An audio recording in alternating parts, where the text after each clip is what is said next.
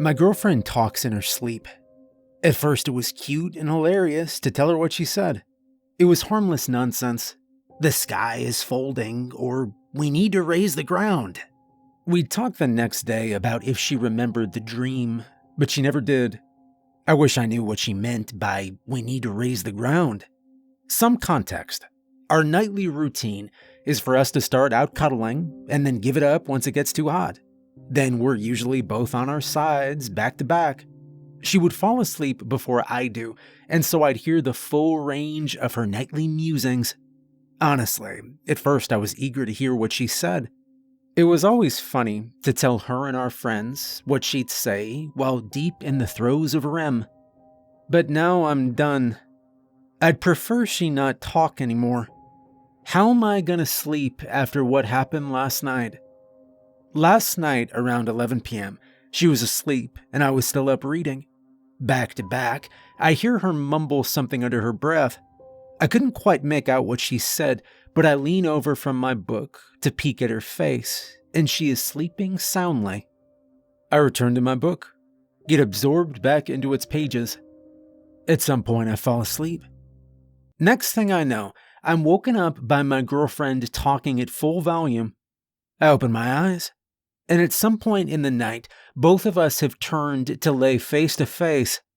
My girlfriend's eyes are wide open.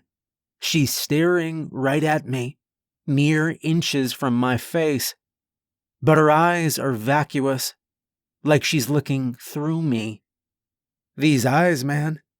It's like she was straining to widen them as much as possible. Those are the eyes I fell in love with. And right now, they're scaring the absolute piss out of me. My heart rate skyrockets, and chock full of adrenaline, I throw off the covers and I jump out of bed. Looking at her, her eyes follow me like a painting, but her body stays still. For 1 second, I decided that my book light was keeping her awake, and what she'd said was, "Can you please turn that off?" Now out of bed and looking at her though, she's not right.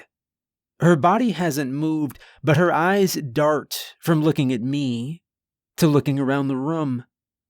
I dare to ask her, "You all right?" No response. Those eyes look at me when I speak though. They're now deadlocked, looking right into my eyes. Her breathing hasn't changed. It's a sleep breathing for sure.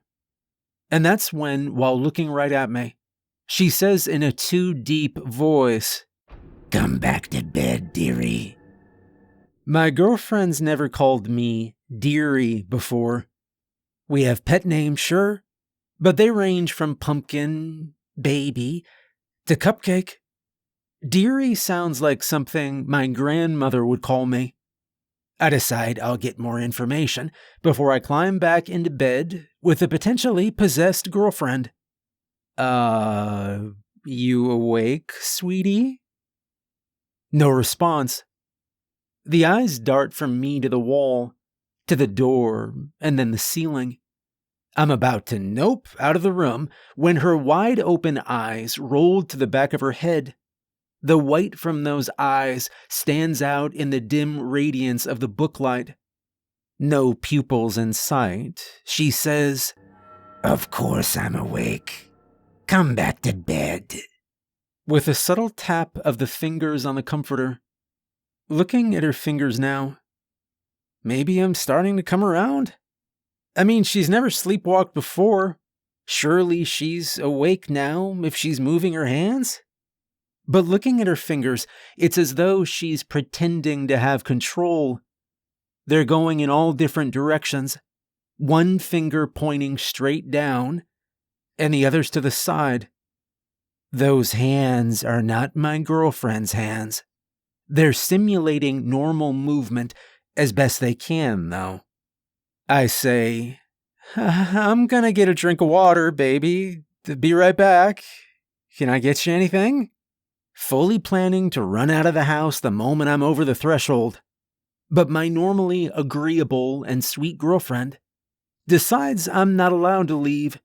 As serious as cancer, she says in that too deep horror voice, Take one step out that door, and I'll rip out your throat and shit down your neck. Shocked, but understanding the importance of not letting this beast know I'm in trouble, I reply, as interesting as a proposition that is, I think I'm gonna... And quickly thinking, I grab my water bottle from the nightstand. This doesn't please my girlfriend, as she decides to start screaming and moving towards me. It's a supernatural scream, so high-pitched and bird-like, I feel as though my neighbors 3 houses down can hear it. As fast as I can muster, I unscrew the lid and I douse her in water. Like I knew what I was doing, her eyes close. Her garbled appendages normalize, and she's back asleep. I'm gonna sleep on the couch for a while. Maybe forever. She'll understand when she's awake. My hands tremble over the keyboard, and I may have a concussion, so please forgive any typos or brevity of my update.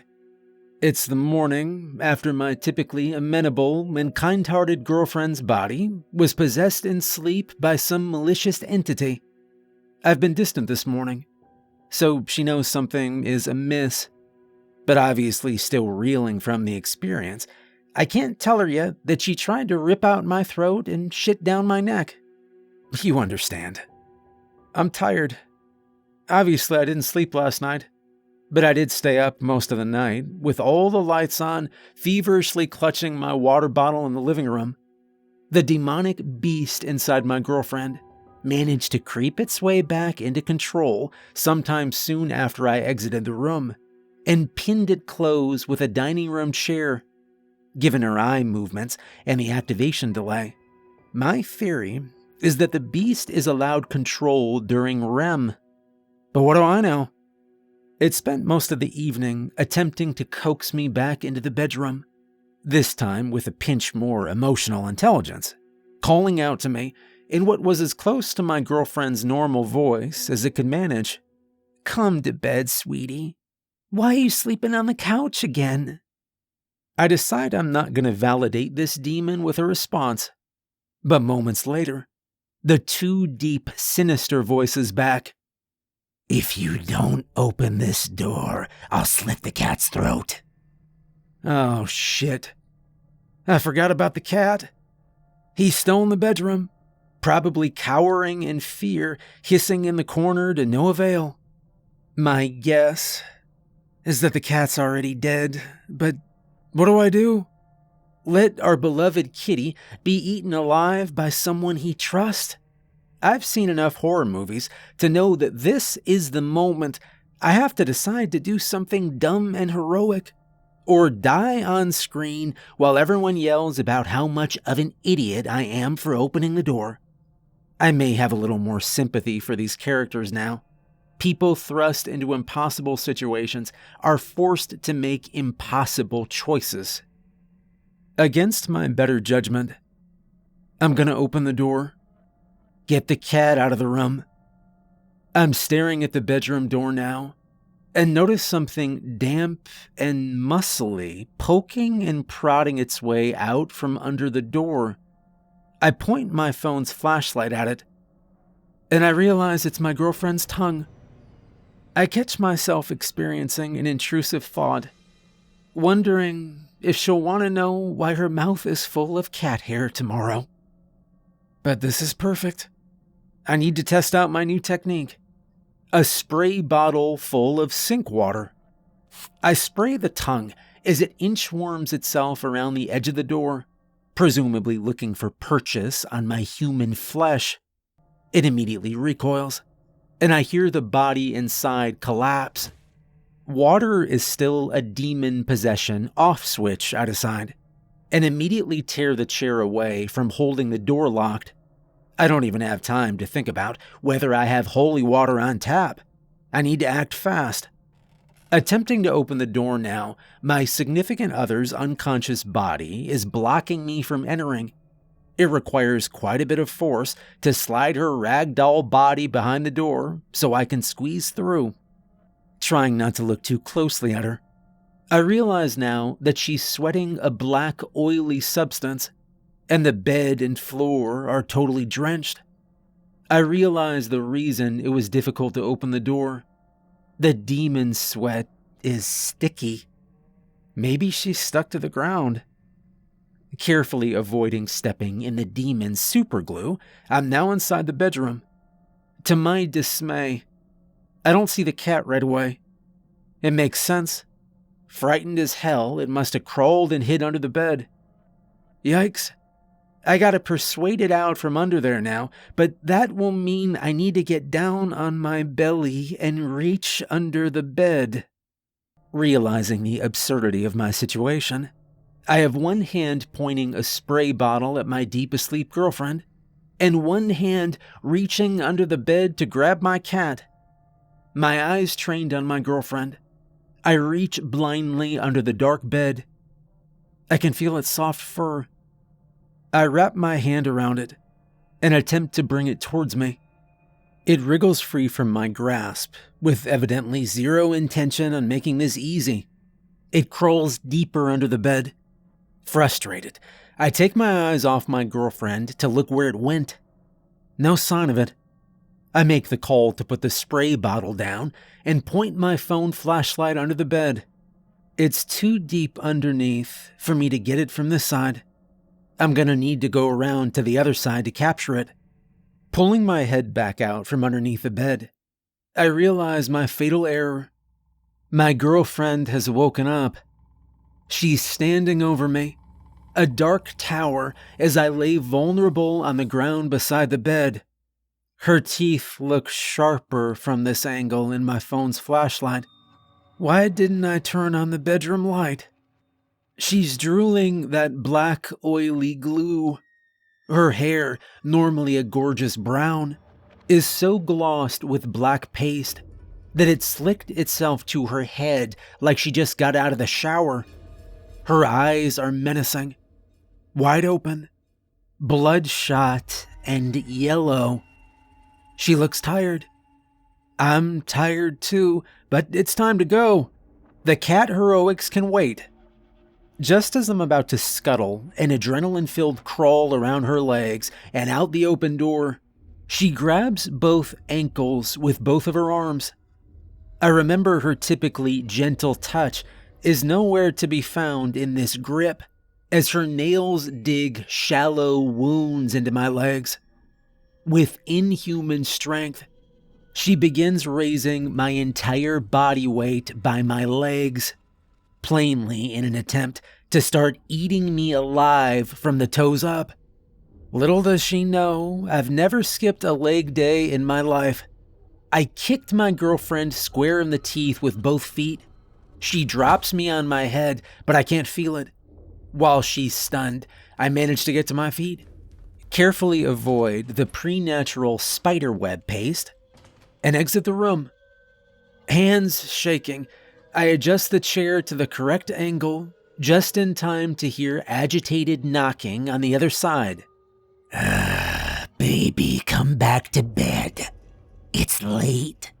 You're gonna be so tired at work tomorrow. All of that, and I didn't even get the damn cat. And my spray bottle's still in there. What the hell am I gonna do now?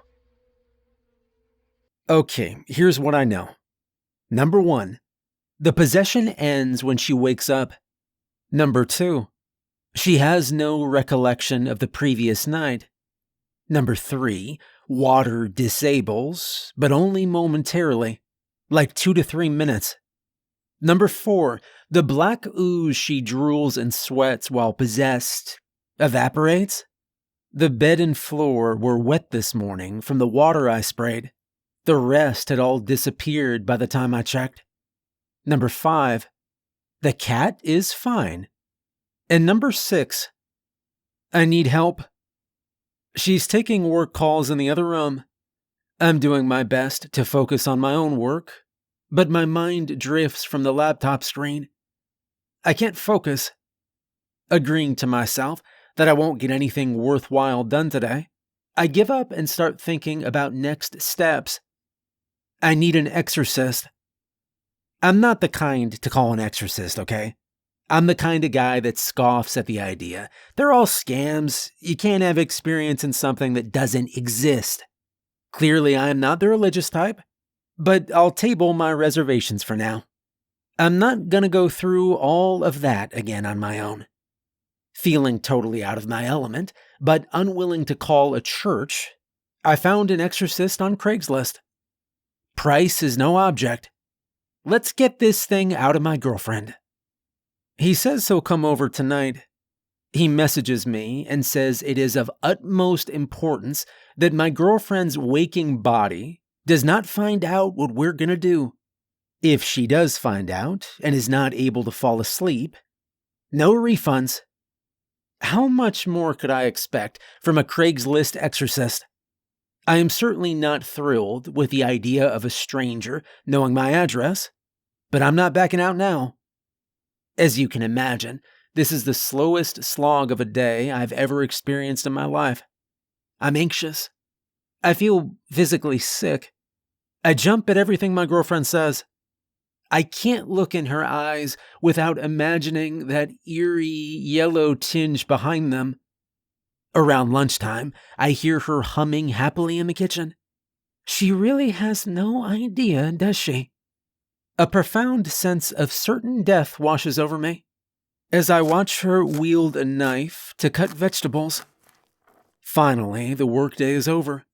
My acting this evening was on par with any Oscar winner. Remembering what the exorcist told me and failing to come up with an excuse, I got into bed with her. I made sure to place the cat in a comfortable spot in the living room. We're reading side by side when she leans over, kisses me goodnight, and turns out her bedside table light. I'm gonna keep mine on for now, thank you. My body tense with desire to bolt. We begin to spoon. She can't learn something's wrong, just a little longer. I figure I'm safe as long as I exit before she's asleep. She raises her head and asks, "Why's your heart beating so fast?" Thinking quickly, I say, "Oh, yeah, I just freaked myself out. The book, reading horror before bed, it's not the best decision." Thankfully, she laughs at my obsession for the macabre and returns her head to the pillow. I count down for 3 minutes. That's 180 Mississippis. She must have been close to asleep, because she doesn't protest when I get up. I install the chair as my lock and wait. "Where are you, pumpkin? Can't you sleep?"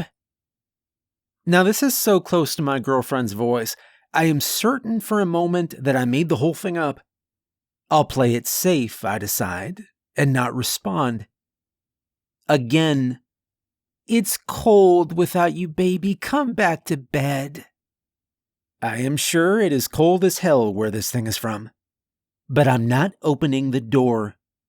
"There's someone coming up the driveway," she begins. "It's late. Don't let them in." I stand up to answer the front door.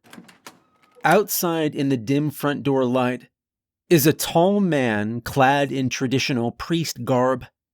He looks like Ethan Hawke from the movie First Reforged, but clearly with a body covered in tattoos, as evidenced by the inked skin poking out from beneath his cuffs.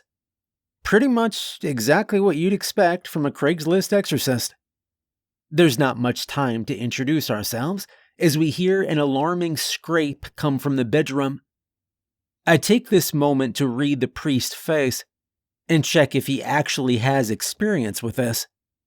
He seems to at least be brave, his face giving no indication that he's wearing a costume for a quick buck. Outside of the bedroom door now, in hushed tones, he begins to explain what he's going to do. Brandishing a Bible and a small jar of holy water, I decide not to explain that sink water works fine. We're about to open the door. Hands on the chair. I hear scraping again. This time, I realize the sound was never coming from the bedroom. It came from the living room. To my left, I hear the stranger breathe out softly The cat. The cat has been watching us this whole time. Its normally green eyes now bloodshot and yellow. No pupils in sight. Poking out from around the corner. Black paste drooling from its open mouth, leaving a snail trail of fluid behind it as it stalks out into the open. It attempts to hiss while making eye contact with the priest, but all that comes out is a bubbling gurgle as more fluid leaks onto the hardwood. Are the cat's legs longer than usual, I think? It looks like it's grown 5 inches in height, typically sitting around ankle level, but now right around standing at my knees. I curse quietly to myself. How could I have been so stupid? Of course the cat managed to get itself possessed. It spent the whole night in the bedroom, presumably mopping up the viscous black oil with its mouth. Alright, new plan. Cat first. I shit you not. The cat talks. Its mouth doesn't move from its totally open resting position, but the voice comes out of its mouth. It's that same too deep nightmare voice I'm all too familiar with. I told you not to let him in. Just then, my girlfriend decides she needs attention again. A consistent rapping of knuckles on the door. Let me out, let me out, let me out!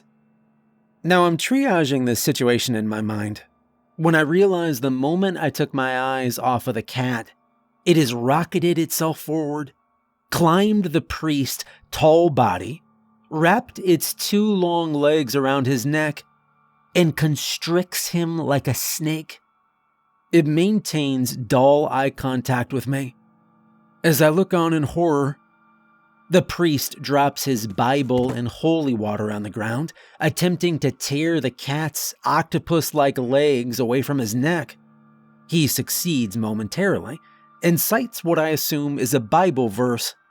The cat puts a stop to this with a quick navigation of its tail deep down into the priest's throat. Coughing and hysterical, he can't manage to escape its impossible grip. Claws digging bloody fissures into his neck. My turn. As I grab the holy water from the ground and grapple with the cat's jaw, pouring the contents of the jar down its slime-obstructed throat. Immediately, the cat falls to the ground like a corpse. Legs splayed in every direction. It lays on the ground, defeated for now. Once the cat is safely inside its travel carrier, the priest and I share a grim look. I ask him if he's ever dealt with this kind of thing before. Rubbing his neck, he says, Yeah, of course, 1,000 times. It takes a great deal of conviction for me to not physically roll my eyes. Well, I'm glad to have you around then, I say. Slime tendrils seek blind escape from air holes in the side of my travel carrier, as I explain to the priest not to swallow any of the black liquid. I think there may not be much hope for him now that my cat's tail has penetrated deep into his throat. But we can discuss this later. My train of thought is interrupted by the sobbing harassment of a girlfriend possessed in the bedroom. You don't love me. You never loved me. The doorknob shakes with dreadful force, tremors ringing through the hallway. Fingers emerge at the bottom of the door, viscous oil dripping from under splotched fingernails. Open this door or I kill the girl. The fingers vanish. A pause, breaking glass from inside the room. Is it planning to jump out the window? Surely it's bluffing. We're on the 3rd floor. Like any parasitic creature, it wouldn't gravely harm its precious host, right? There's a renewed sense of urgency at this threat, but I'm at a loss. We poured holy water down the cat's throat, but its body has already turned into an abomination I can only describe as the alien from The Thing. I wonder to myself if one of those squirming legs is going to detach, sprout a blinking eyeball, and hide in the vent. I feel helpless. I can't stay up all night misting my girlfriend like she's a damn pet chameleon for the rest of my life.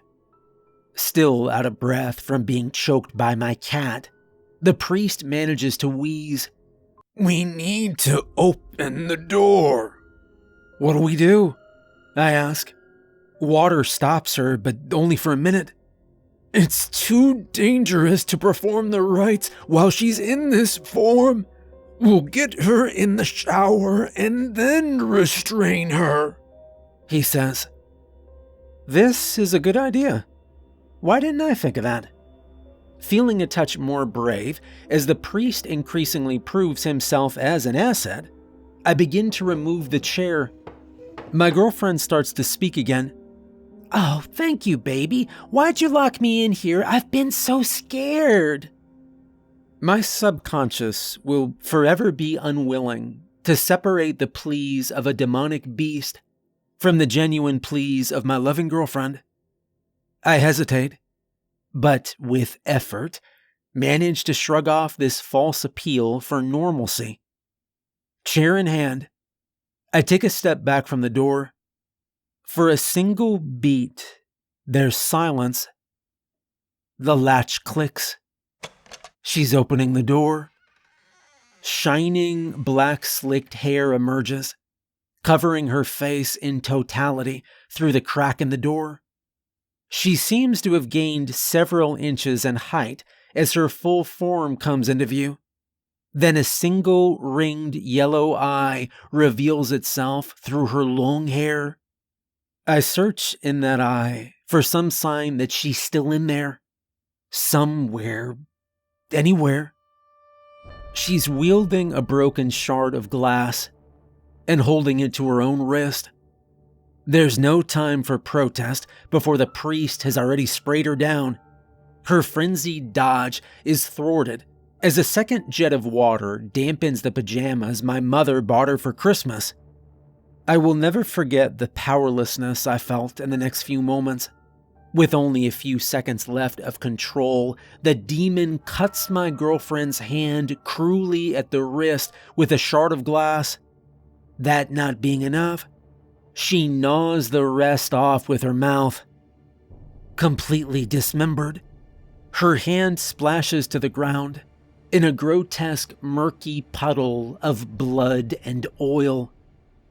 Stunned, I witness a transformation of the human body before me. Her body shakes globally and erratically on the ground as her skin regains its color. I remember a classmate from school who had seizures and that we needed to protect her head. But I'm incapacitated. The priest doesn't take time to emotionally reckon the fact that my girlfriend just lost her non-dominant hand. He scoops her up, rushes her to the shower, and turns on the water. A mixture of shell shock and maybe a concussion leave me standing idle, while I stare in slow motion from the severed fist to the shower, back to the bedroom. The beast has been proficiently turning our bedroom into some kind of nest. The walls, windows, and ceiling are painted in black as night paste with a consistency of spoiled milk.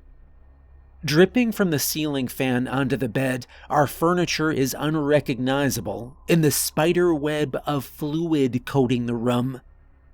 The priest is washing his hands in the bathroom sink.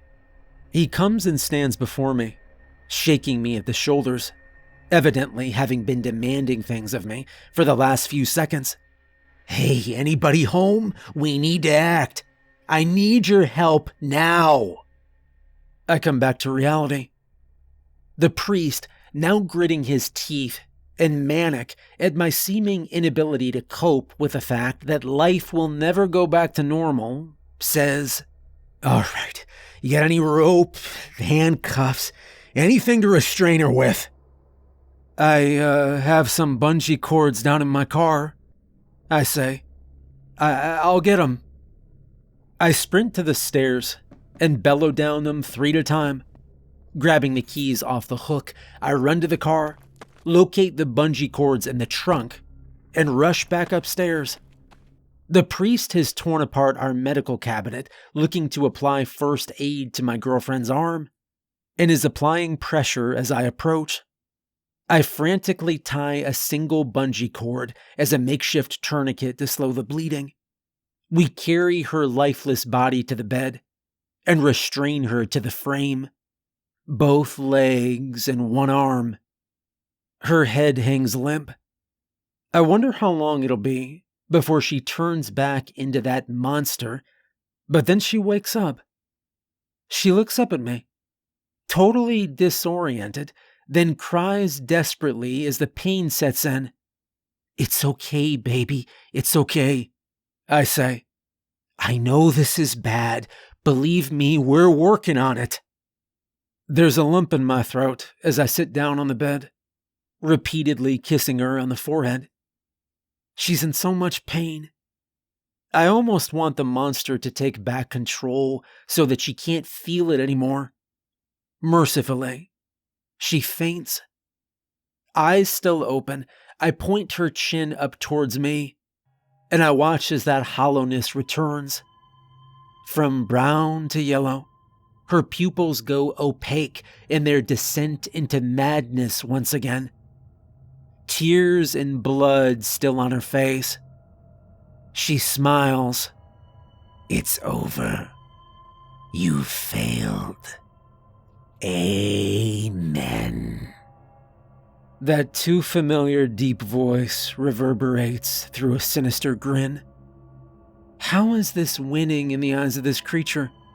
It's restrained more so than before. It knows something we don't. Something moves in my peripheral. It's my girlfriend's severed hand, fingers padding across the floor like a spider. A trail of sludge follows it as it reaches its destination. The spray bottle. It senses that we've seen it, its form turning to look at us with no ability to see. The hands leap, tackling the spray bottle and tumbling awkwardly down the stairs. I am speechless. We have to go after it. We can't let it get outside the house. The priest says, "All right, the nuts are holding. You go after the hand, I will perform the rites." Running down the stairs, I hear the distant murmurings of the ritual. "Lord above, Redeemer of the world, have mercy on us." It's just a hand, I think. Couldn't have gone far. It could have let the cat out. It could be worse. It could be worse. I turn on the lights as I go. It's on the first floor. I tiptoe over black slime, extra cautious so as to not get any on me. I'm reminded of the time my pet snake escaped, and my girlfriend and I spent an entire afternoon looking for it. But looking for a snake isn't like looking for a cat. Cats can get underneath and above objects.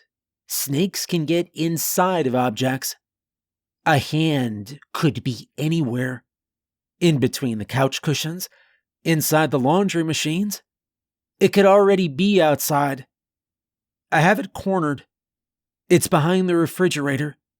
I act like I haven't noticed the trail of slime leading right there, and I walk as casually as possible to the cabinet to fill a glass of water. My weapon is at the ready. I walk to the side of the refrigerator and peek behind it. Nothing. Suddenly, a pronged silhouette covers the kitchen light. Pouncing like an insect, the hand leaps from the top of the refrigerator, the perfect height to land right on my face.